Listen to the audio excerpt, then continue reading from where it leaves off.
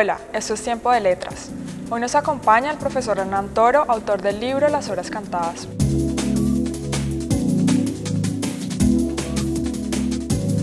Profesor, cuéntanos qué es Las Horas Cantadas, qué podemos encontrar en este libro. Las Horas Cantadas es, como ha sucedido con anteriores publicaciones mías y posteriores, tienen menos importancia, si es que alguna importancia tienen, por el lado de la anécdota que por el lado de lo que puede tener de trasfondo. A mí me ha interesado siempre trabajar temas que tengan que ver con el deterioro de los seres humanos, la pérdida de la esperanza en la vida, en general todos esos procesos que conducen como una especie de envilecimiento de la condición humana. Y digamos que para desarrollar estos temas, que son los que me interesan, repito, elijo anécdotas particulares que van imponiéndose en la manera de sentir de uno como escritor. De manera que lo que puede esperar un lector de este libro es encontrar una especie de escenificación, de dramatización, lo aspiro, no sé si lo logro, de los grandes dramas humanos. Cuéntenos un poco acerca de las temáticas que desarrollan este libro. Recuerdo el primero, que se llama El color rojo de las rosas, que es una historia a partir de un tipo que yo conocí que vendía rosas y que al mismo tiempo había sido guerrillero. Entonces esa especie de contradicción me llamó mucho la atención, cómo alguien que había sido guerrillero, reinsertado se diría en el lenguaje de hoy, es un vendedor de rosas y además apreciar la belleza de las rosas. Ese es uno de los temas. El otro también, el tema de los dobles, de los clones, también me ha interesado mucho.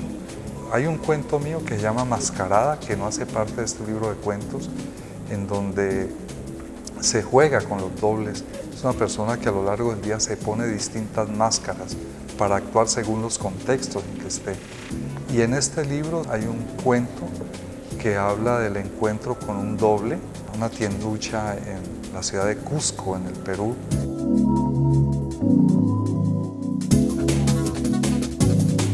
Es un cuento que nace de una experiencia que yo tuve. Yo estaba en una tienda miserable en Cusco esperando a una persona y entró un indígena y yo quedé de hielo porque el indígena era yo.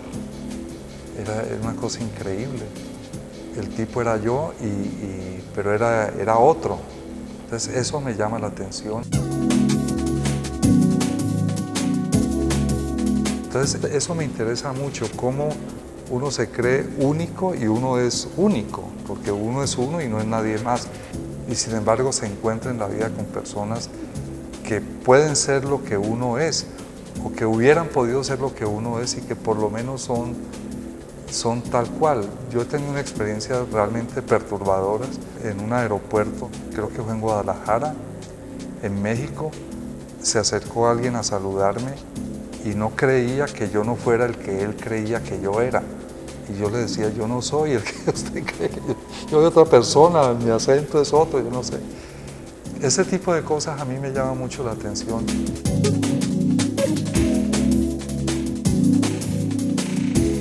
¿Por qué ese encanto con personajes marginados, perdedores? Siempre me ha parecido que en esta sociedad los marginados, perdedores, minorías, son considerados como basuras humanas y que la mayoría, por el hecho de serlo, mayoría, tienen derecho a hacer absolutamente todo, inclusive destruir a la minoría.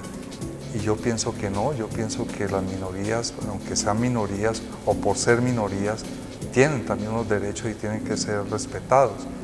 Entre esos derechos, y puedo hablar en esos términos, está el de la visibilidad. Los marginados en esta sociedad son invisibilizados.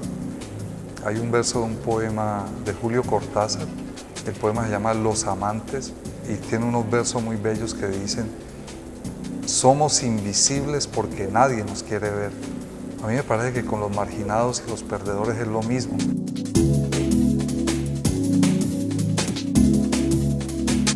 En Francia, el Palacio de Versalles es un palacio enorme, una cantidad de habitaciones de todo tipo, y la gente se instalaba allí, los príncipes se instalaban allí, los visitantes se instalaban allí por meses y entonces participaban de la vida del palacio. Y Luis XIV, cuando quería significarle a alguien que ya no era parte de su círculo de afecto, simplemente no lo volvía a nombrar ni a invitar, podía quedarse allí, pero era como una especie de fantasma que nadie veía. Yo creo que eso pasa en las sociedades con la gente marginada, ¿no? No se les presta atención, no se les reconoce ningún derecho, son objeto de todo tipo de humillaciones, de infamias. Y bueno, yo no estoy de acuerdo con eso. Yo creo que toda persona, por más que haga parte de una minoría, por más marginal que sea, tiene el derecho, por lo menos, a la atención de alguien.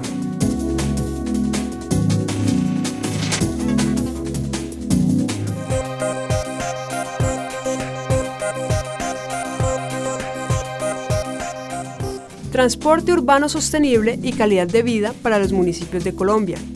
Autores: Rolf Möller, Dolly Beltrán Arcila, Fernando Jiménez Duque. En este libro presentamos una propuesta para mejorar la calidad de vida a través del transporte urbano sostenible en los municipios de tamaño medio de Colombia. Nos centramos en los municipios con poblaciones desde 10.000 hasta varios cientos de miles de habitantes. Tiempo de Letras es una producción del programa editorial de la Universidad del Valle.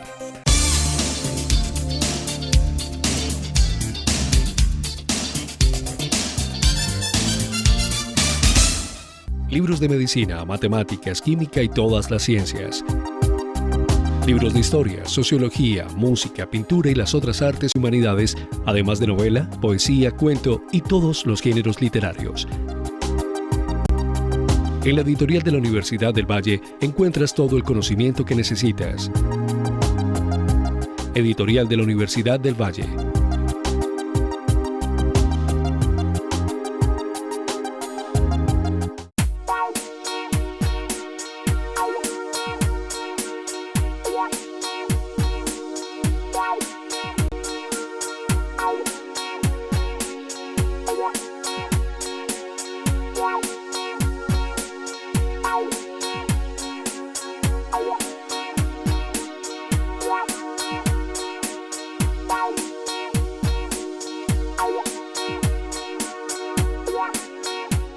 Libros de medicina, matemáticas, química y todas las ciencias. Libros de historia, sociología, música, pintura y las otras artes y humanidades, además de novela, poesía, cuento y todos los géneros literarios. En la editorial de la Universidad del Valle encuentras todo el conocimiento que necesitas. Editorial de la Universidad del Valle.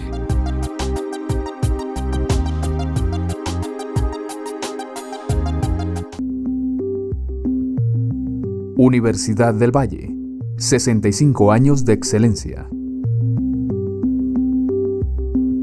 Las mejores publicaciones están en un solo lugar y al alcance de solo un clic. La librería de la U.com le ofrece más de 14.000 títulos de 70 editoriales. Reciba en cualquier lugar el libro que necesite, cuando usted lo necesite. La librería de la U.com. Libros de medicina, matemáticas, química y todas las ciencias. Libros de historia, sociología, música, pintura y las otras artes y humanidades, además de novela, poesía, cuento y todos los géneros literarios. En la editorial de la Universidad del Valle encuentras todo el conocimiento que necesitas. Editorial de la Universidad del Valle.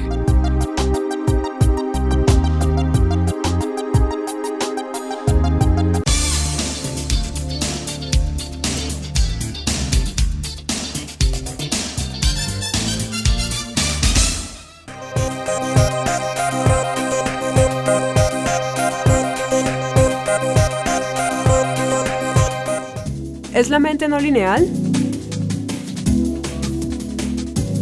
Autora: Rebeca Puche Navarro. Este libro es el resultado de una especie de experimento que emprendieron estudiantes y profesores del doctorado en psicología. Se trataba, a lo largo de varios semestres, de trabajar los sistemas dinámicos no lineales y desde esa plataforma repensar la psicología del desarrollo.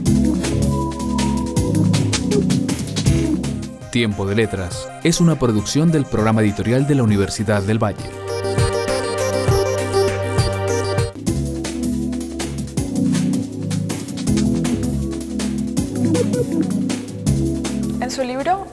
encontramos elementos recurrentes como la muerte, la desazón de la vida. ¿Qué puedes decir respecto a esto?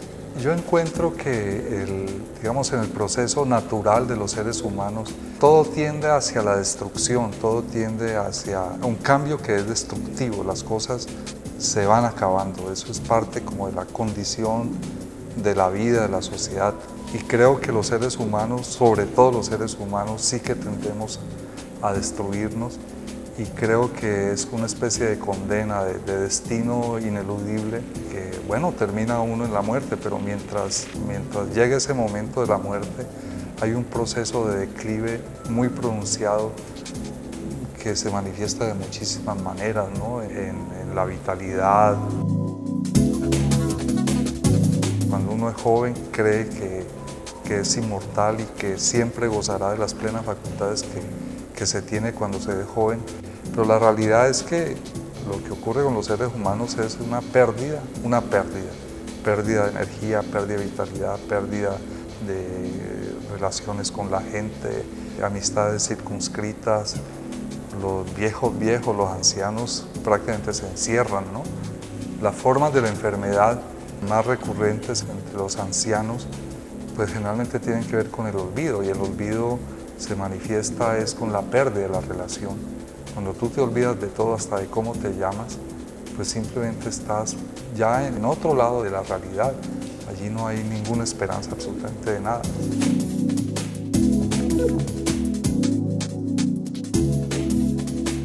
Creo que más o menos esas etapas que conducen hasta el olvido de uno mismo se van insinuando y se van presentando a partir de un cierto momento, y llega un momento de la vida en donde ese tipo de declive le gana la partida al cuerpo, a las facultades mentales.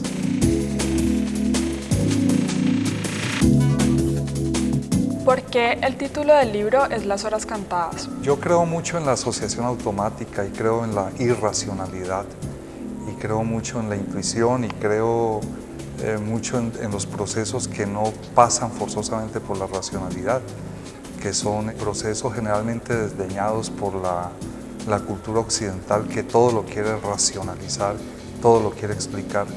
Yo pienso que hay aspectos de la vida que son inexplicables y no trato, por lo tanto, de entenderlos, sino de aceptarlos como tal. Y este título surgió a partir de una asociación automática que consistió en que yo ya tenía un título para este libro que era Los días contados, y lo tenía desde mucho tiempo atrás, y cuando el libro estaba ya pronto a ser publicado, me di cuenta de que había una novela de un escritor español que se llamaba Los días contados. Bueno, entonces yo ante ese hecho pues no podía dejar el título que tenía, Los días contados, y por asociación automática le puse el título que tiene, que es Las horas cantadas, que es una asociación más bien rítmica de sonido, y tiene también una referencia al tiempo, que es las horas, ¿no? Los días contados, las horas cantadas.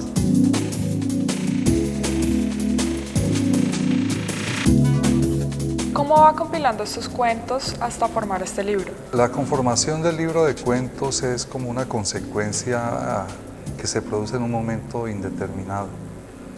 Quiero decir, uno no planifica el libro. Por ejemplo, decir, puedo escribir un libro que tenga 15 cuentos y que los cuentos tengan más o menos estas extensiones, son los temas, y los voy a escribir en 6 meses, 8 meses.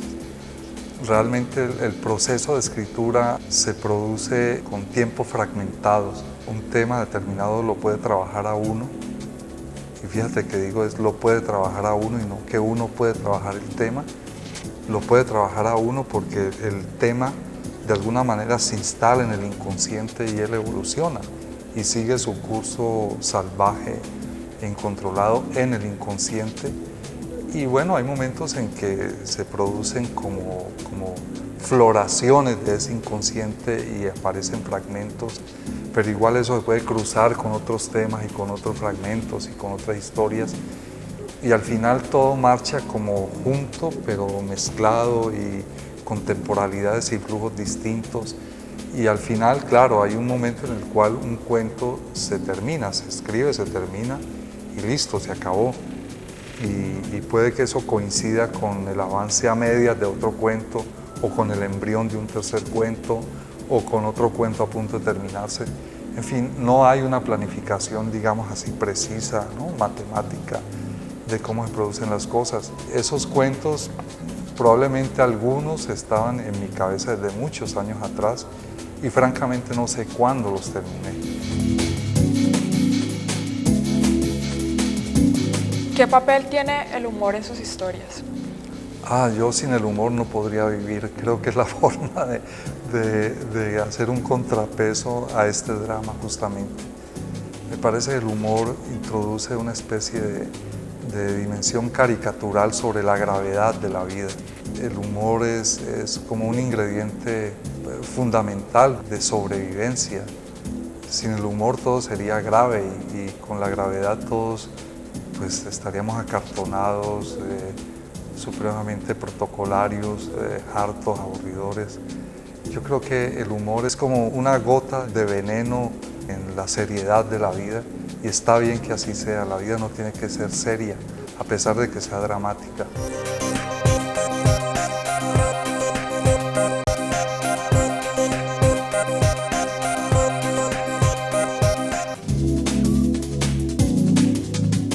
El monstruo en el hueco.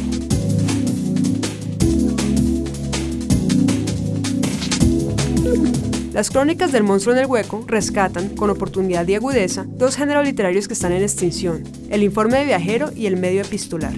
Un intercambio de cartas entre dos españoles, uno desde la Ciudad de México y otro desde la ciudad de Medellín.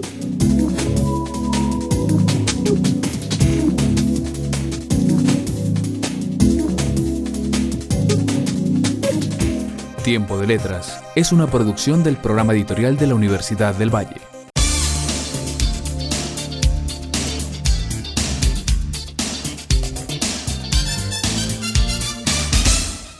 Libros de medicina, matemáticas, química y todas las ciencias.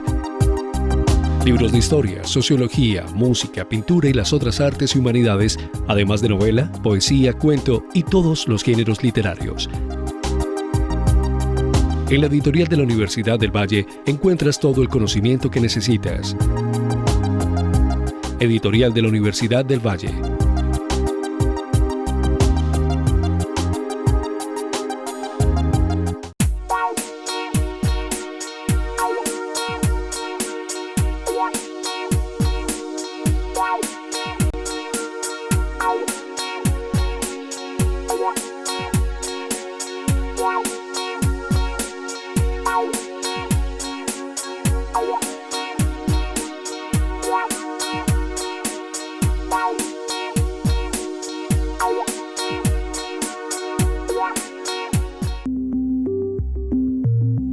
Universidad del Valle, 65 años de excelencia. Libros de medicina, matemáticas, química y todas las ciencias. Libros de historia, sociología, música, pintura y las otras artes y humanidades, además de novela, poesía, cuento y todos los géneros literarios. En la editorial de la Universidad del Valle encuentras todo el conocimiento que necesitas. Editorial de la Universidad del Valle.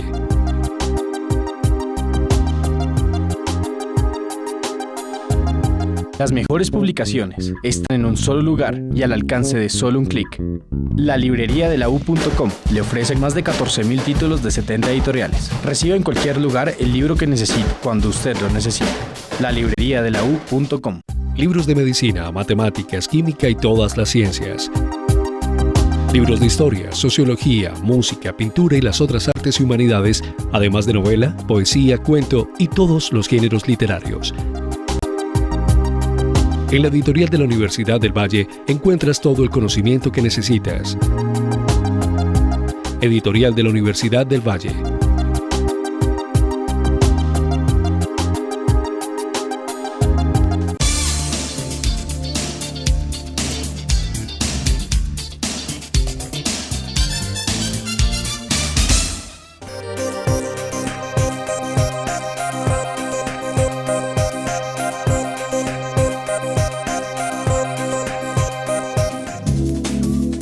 El conocimiento social en convivencia desde los escenarios de la educación popular.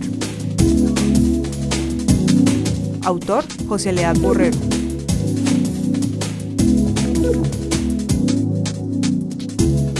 Es una presentación comprensiva de lo adelantado por el Grupo de Investigación en Educación Popular de la Universidad del Valle en la última década.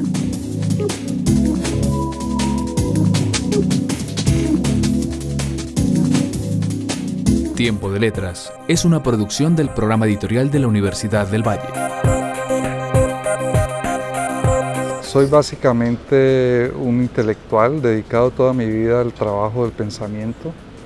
Lo he hecho a través de mis actividades como profesor de la Escuela de Comunicación Social, como periodista que lo he ejercido en diversas ocasiones por varios años y como escritor.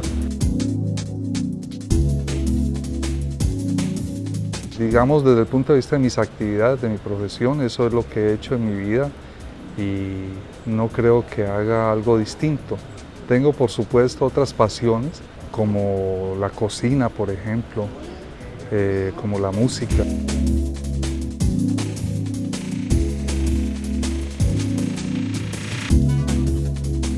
Recuerdo que estando en quinto de bachillerato escribí un poema que fue leído en clase de literatura con un profesor que se llamaba Omar Velázquez, y él celebró mucho esto, y en ese momento yo me sentí muy orgulloso de que celebraran un poema mío.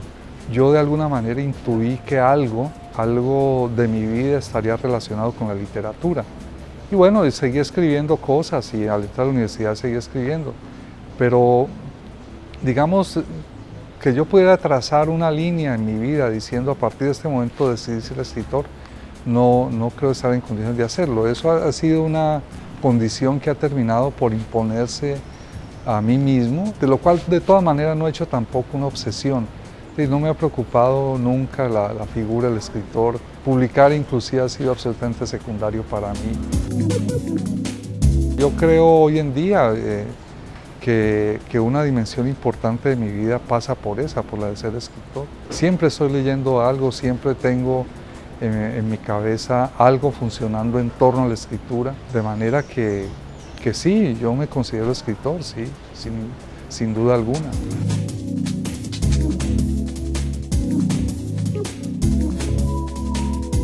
Yo nací en Tuluá en 1948, en enero.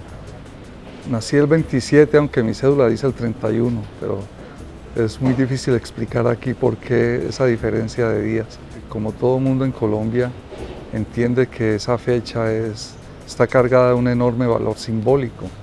1948 es el año del asesinato de Gaitán y es el año en que, por lo menos pues para los libros oficiales, comienza el terrible periodo de violencia llamado así, la violencia, y que luego terminaría siendo pues el terrible infierno que estamos viviendo hoy en día.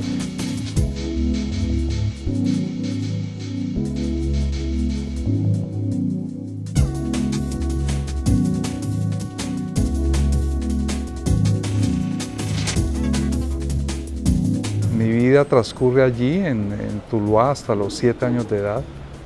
Allí hago el primer año de primaria. Cuando tengo 7 años, pues toda la familia, todos nos trasladamos a Cali y en Cali pues sigo viviendo.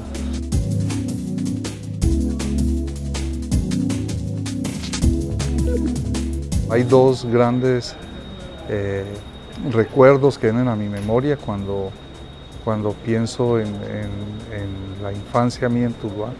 Por un lado, la enorme primacía de lo natural, de la naturaleza, de la fuerza de los ríos, lo del campo, los bosques, los árboles, la lluvia, ¿no? Siempre muy presente allí. Recuerdo sobre todo la fuerza del río Tuluá atravesando la ciudad. Es muy ancho el río allí, entre borde y borde puede haber, no sé, 60 metros, algo así. Cuando había grandes lluvias el río bajaba y ocupaba todo el espacio del río y arrastraba árboles, cadáveres de animales, en fin. Y el otro gran elemento de memoria que acude a mí cuando pienso en Tuluá es la violencia, ¿no? De niño me tocó ver cosas atroces, asesinatos, me tocó ver cadáveres traídos desde las montañas en costales sobre caballos, me tocó ver arrastrar gente tirada por caballos, en fin, tengo el sentimiento como de una gran oscuridad, como de una gran violencia, como de un gran dolor y como de un gran miedo.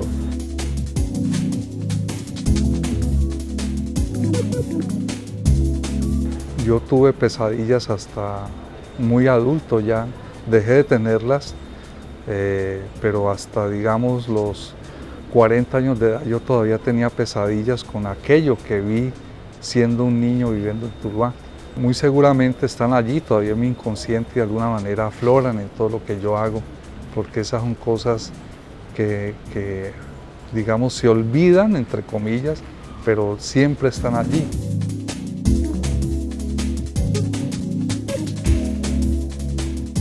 Entonces esas son como las dos grandes dimensiones de la memoria pensando en el Tuluá de aquellos años.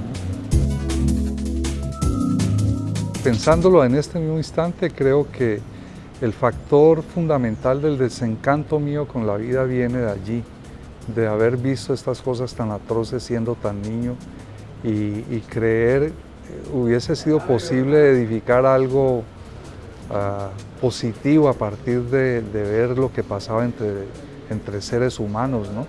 Cosa que no he hecho y no refrendar a lo largo de mi vida. Mi vida ha sido una experiencia constante de ser testigo de la violencia, de la estupidez humana, de las guerras, del conflicto, de la lucha por el poder, cosas de las cuales yo abomino por completo. Por otra parte, me ha vuelto, entre comillas, pero bien entre comillas, insensible. Y cuando yo veo las cosas atroces que pasan hoy en día y yo las comparo con aquellas que viví, estoy de alguna manera curado de espantos. Yo, por supuesto, estoy en contra de esto y en la medida en que yo pueda hacer algo para mitigar todo esto que pasa, yo lo hago. Pero no me asusta, digamos, ¿no? Ni me sorprende, es como la condición humana.